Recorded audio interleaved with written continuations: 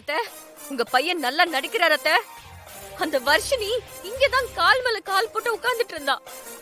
என்ன என்ன உளற ஸ்ரீஜா? ராகவ் லேப்டாப்ல வேலை பார்த்துட்டு இருக்கா. இங்க எப்படி வர்ஷினி வந்தா? ஐயோ அத்தை, என்ன இங்க சத்தம்? சொல்றத கேளுங்க.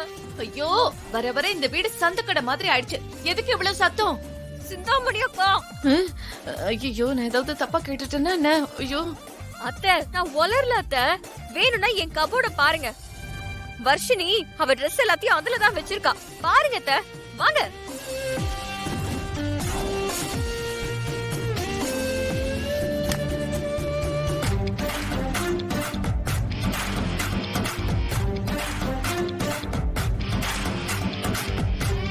என்னது இது?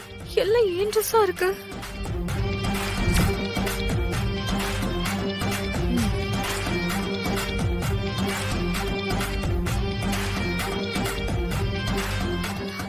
அத்தை,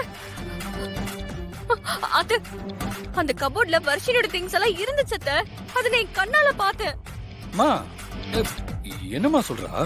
வர்ஷினி எதுக்குமா என் ரூமுக்கு வர போறா? அதுவும் என் வார்ட்ரோப்ல அவ துணி எதுக்கு வைக்க போறா? என்னமா நீ எதுக்கு தேவையில்லாம வர்ஷினி போய் இதுல எடுக்கிற? ஐயோ, நான் சொல்றதெல்லாம் உண்மை. அப்பா, உங்களுக்கு இன்னும் புரியலையாப்பா? கல்யாண மண்டபத்துல இவ செத்து போயிடுவேன்னு சொல்லி சொல்லி கடைசி நேரம் வரைக்கும் குதிக்காம அங்கேயே நின்னுகிட்டு நினைச்ச காரியத்தை அம்மா வச்சு சாதிச்சுக்கிட்டால, அதே மாதிரிதான் ஹால்ல காலையில அம்மா வர்ஷினிக்கு ஆறுதலா சொல்றத பார்த்து ஏதோ புதுசா கேம் பிளான் பண்றான்னு நினைக்கிறேன். என்ன ஸ்ரீஜா, ராகவ் சொல்ற மாதிரி ஏதாவது கேம் ஆடுறியா? ஐயோ இல்ல அத்தை, இங்க வர்ஷினி இருந்தா அத்தை. நான் என் கண்ணால பார்த்தேன். உங்களை கூப்பிட வர கேப்ல அவ எங்கேயோ போயிட்டா.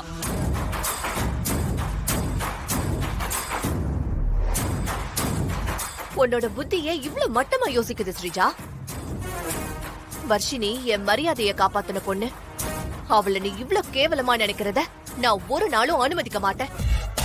ரொம்ப சரியா சொன்னீங்க அத்தை.